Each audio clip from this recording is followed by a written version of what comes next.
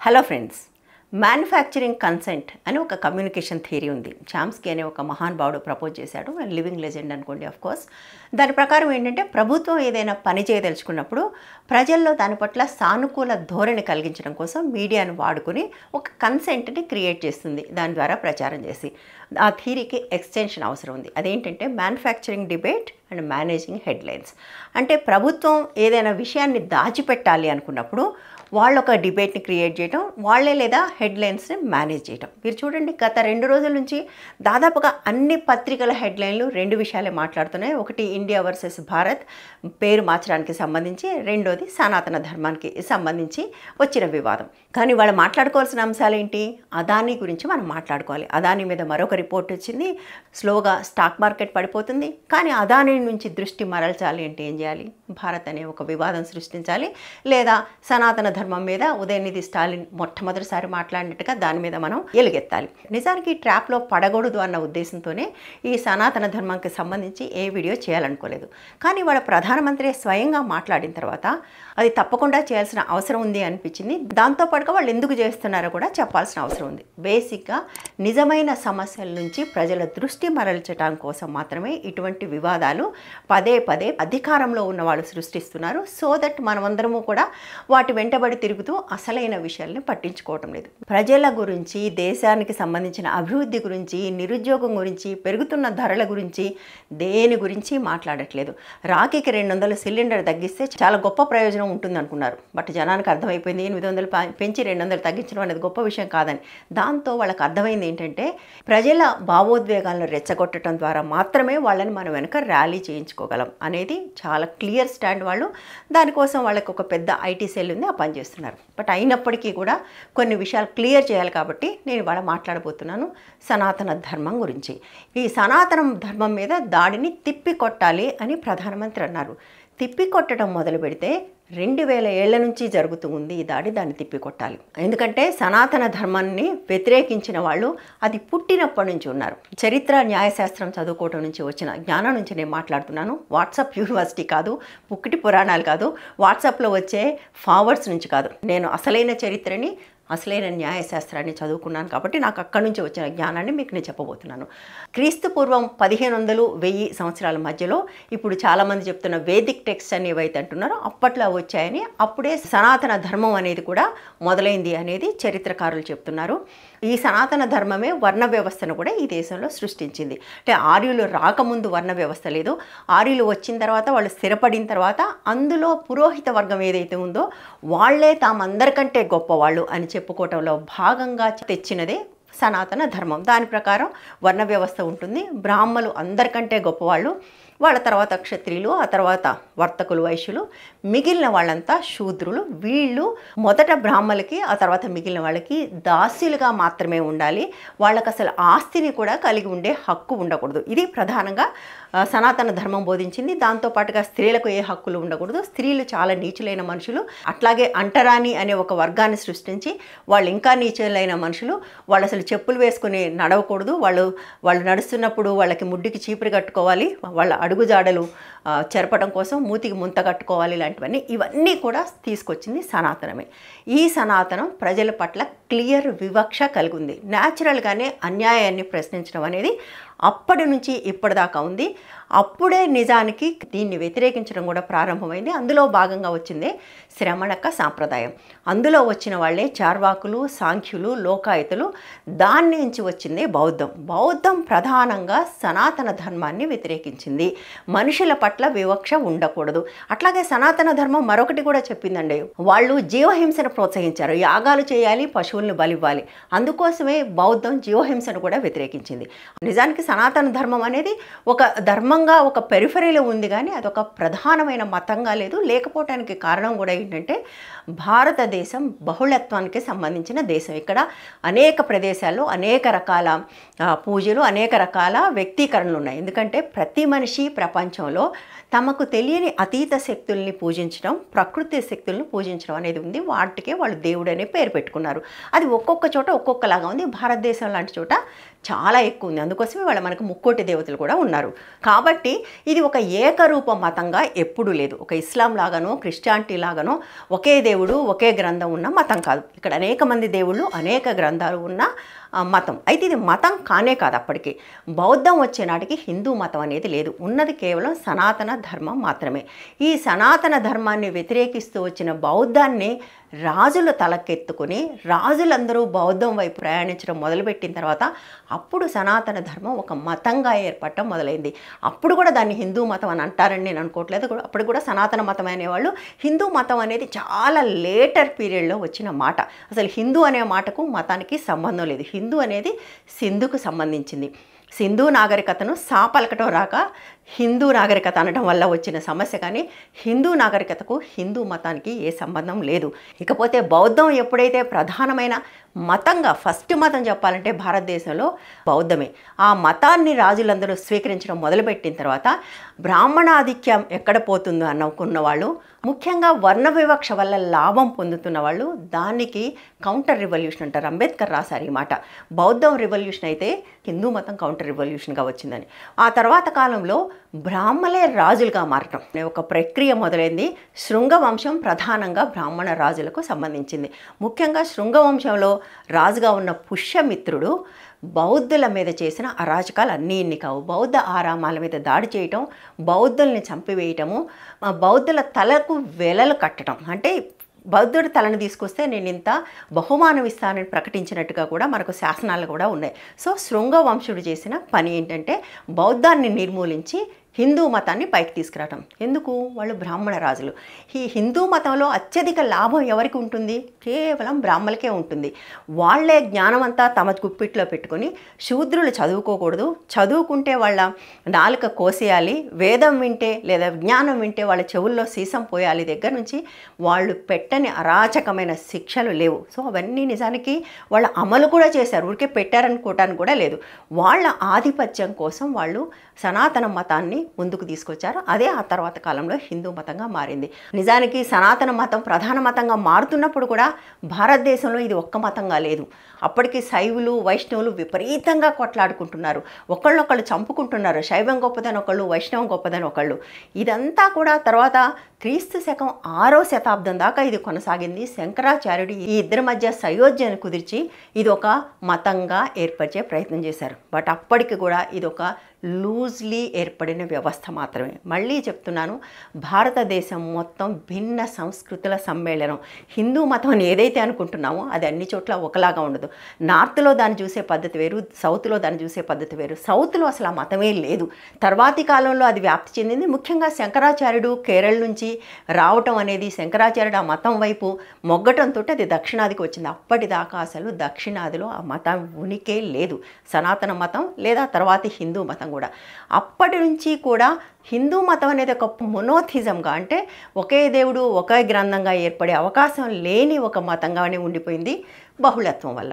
ఎప్పుడైతే బ్రిటిష్ వాళ్ళు వచ్చారో, వచ్చిన తర్వాత హిందూ మతంలో సంస్కరణ అనేది ఒక ప్రధానమైన అంశంగా వచ్చింది. అప్పటికి హిందూ మతంలో ఉన్నది ఏంటి? అంటరానితనం ఉంది, బాల్య వివాహాలు ఉన్నాయి, సతీ సహగమనం ఉంది, స్త్రీలకు ఏ రకమైన ఆస్తి హక్కు లేదు. వీటికి సంబంధించిన సంస్కరణలు బ్రిటిష్ వాళ్ళ టైంలో మొదలైనప్పుడు సనాతనులందరూ కూడా ఒకటి కావటం మొదలయ్యారు. ఈ ఒకటై వీళ్ళు మా మతం ఇందులో మీరు కల్పించుకోకూడదు అని. నిజానికి దానికి సంబంధించి అనేక చోట్ల అనేక చర్చలు జరిగాయి.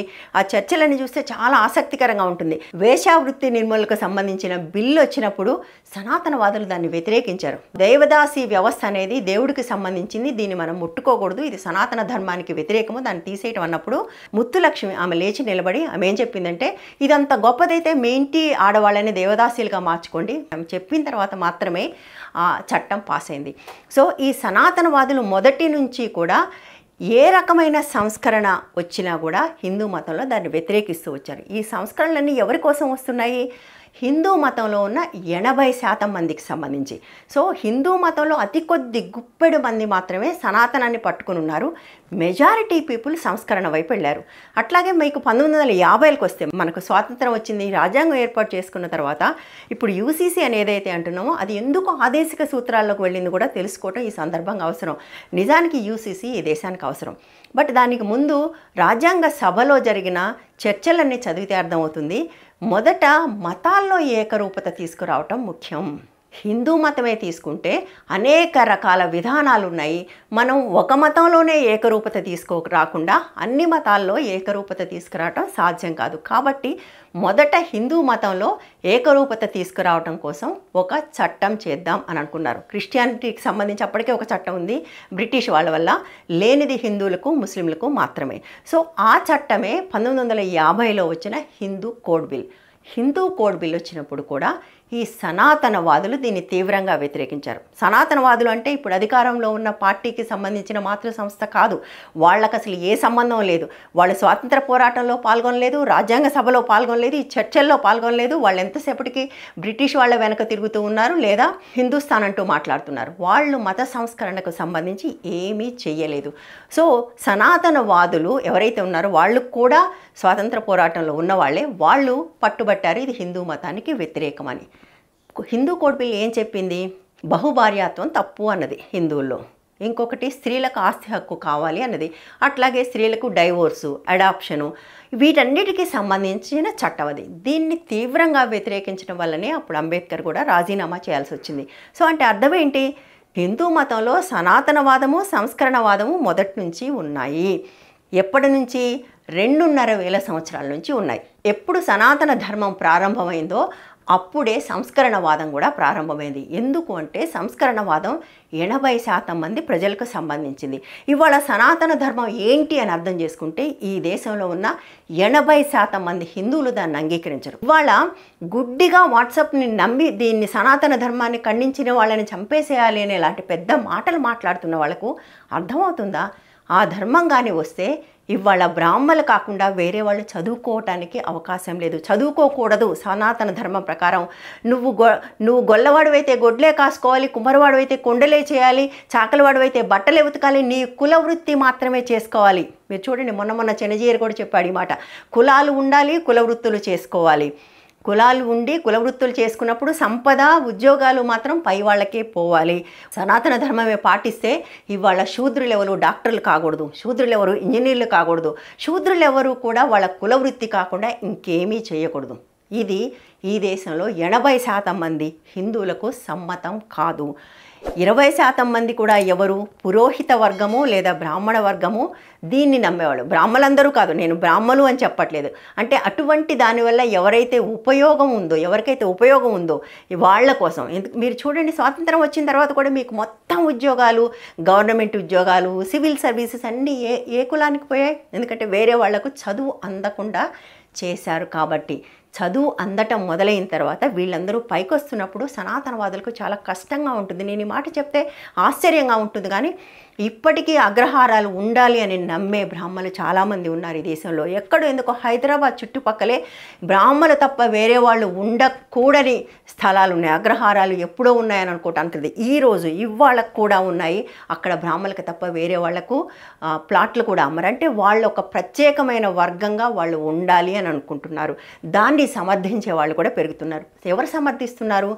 వాళ్ళు మాత్రమే సమర్థిస్తారు. ఇంకా ఎవరు సమర్థిస్తారంటే ఈ బానిసత్వం సరైందే అని నమ్మేవాళ్ళు. ఎందుకంటే సనాతన ధర్మం మిగిలిన వాళ్ళందరూ కూడా బ్రాహ్మణులకు దాస్యులుగా ఉండాలి అని చెప్తుంది. ఇవాళ సనాతన ధర్మమే న్యాయమైతే నేను చదువుకోవటానికి కూడా లేదు. నేను 3 పీజీలు చేశాను.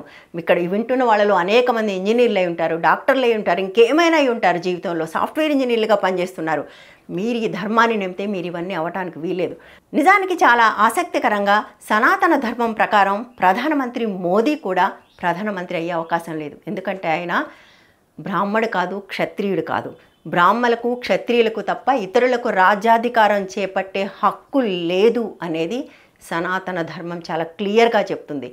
కేవలం భావోద్వేగాలను రెచ్చగొట్టడం కోసం మాత్రమే ఇవాళ సనాతన ధర్మం మీద దాడి చేసి వాళ్ళని తిప్పికొట్టండి అంటున్నారు. ఇవాళ 80% మంది హిందువులకు సనాతన ధర్మం సమ్మతం కాదు. సమ్మతం అని ఎందుకు అనుకుంటున్నారంటే వాళ్ళకే తెలియకపోవటం వల్ల, వాళ్ళని మిస్లీడ్ చేయటం వల్ల. సనాతన ధర్మం అంటే ఏంటో చెప్పకుండా అది హిందూ మతం అని చెప్పడం వల్ల. హిందూ మతంలో సనాతన ధర్మం ఉంది, సంస్కరణవాదం ఉంది.